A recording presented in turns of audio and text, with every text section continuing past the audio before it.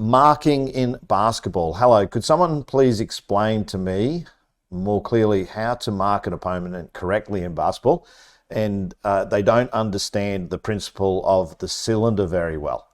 All right, so 2 points here. So I'll go to the cylinder first because it's probably the easiest one to explain. If you know the core of a toilet roll, which is a cylinder shape, if you can imagine that you've got one of those around you that goes right up to the sky, so basically you have this space on the floor that belongs to you and no one should encroach on that. If someone interacts with you and comes into your space, which is what we refer to as the cylinder, then basically they are at the risk of fouling you in the same way as if you encroach on their cylinder.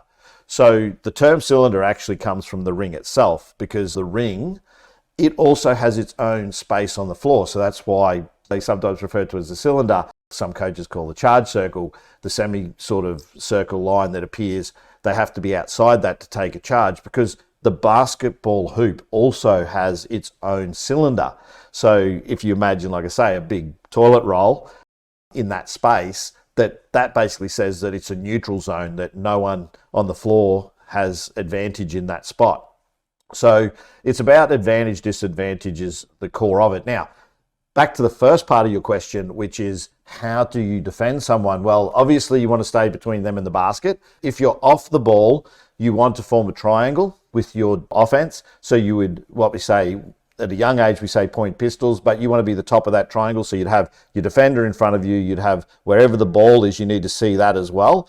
And the further away you are from the ball, the further you can be from your player. But if you're guarding the ball, we have 3 levels of distance that you can guard based on how good the person is you're guarding. So if you're guarding a shooter, you can be in and under and make them a driver. If they're a driver, then we want to be off them more if we know they're not a very good shooter. So you give them a little bit of distance. We still want to contest the shot, but we don't have to give so much attention to them like when they drive, because we don't want to get beaten by them, because they probably have a really good first step. And then if you're not sure, so if you haven't scouted a player, we want to be a safe distance. So what I would normally say to athletes I work with is you are about an arm's distance apart from the player if you're not sure whether they're a good shooter or whether they're a good driver. And if they're both, then you're probably going to choose any one of those 3, but you've got to understand what you're giving up by the type of defense that you play.